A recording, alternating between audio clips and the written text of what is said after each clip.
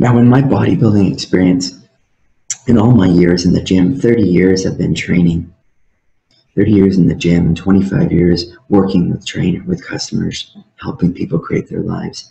And in all of my years of bodybuilding, I had the opportunity to watch so many people and do so much study. And, in the 1970s, Frank Zane was Mr. Olympia. And in 2016, Phil Heath was Mr. Olympia, the gentleman on the right. And I mean, both of these bodies are extremely lean, right? That's a caricature of Phil Heath. He's not really that big. That's a funny picture. However, he is pretty darn close to that. He is a huge man. Now, what's the difference? Now, set aside that, they're probably using more drugs in 2016 than they did in 1971. Agreed. But, they were using drugs in 1971 too. And the difference here is not drugs. And that's not the point of why I brought this out there. And I recognize that drugs is a part of bodybuilding, and I'm not suggesting that you get into drugs. And I recognize that I have had a past that had that in there, but that's not who I'm about now. And I think everyone needs to address their addictions and their obsessions and their problems in their lives. And I've had to do that in mine. And I think you need to do that in yours. But, setting that aside, what I'm trying to get a point across to you here is that both of these men achieved very lean bodies, but they did it in different ways.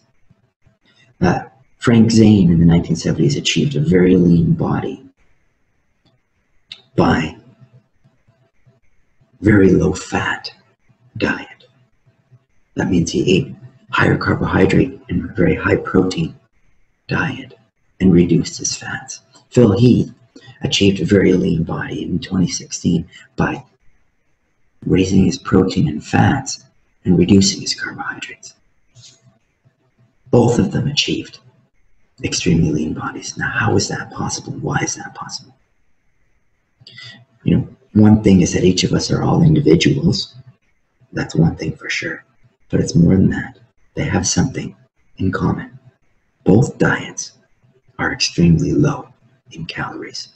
And the truth is that in order for you to reduce your body fat, you're going to have to reduce your caloric intake. You're going to have to drop down the calories you're consuming. You're going to have to consume less. The reality is that, the big food business giants want us to consume more.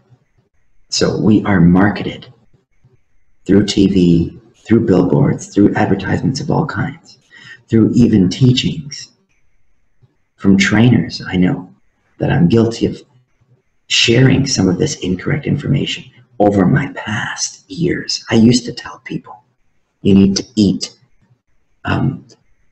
more frequent meals, and you need to, have your breakfast. It's the most important meal of the day, and you need to eat more in order to lose weight. I've had those same incorrect ideas in my past. And it's because the wrong information is being shared. And the reason is because these big food companies want you to consume more. They want us to be consumers. The truth is, we need to stop consuming so much. There are lots of people on this planet that consume a lot less than us, and they're very happy. And they're very healthy. Less food will actually make us healthier. We need to overcome our addictions to anything, everything. Drugs, coffee, alcohol, and food.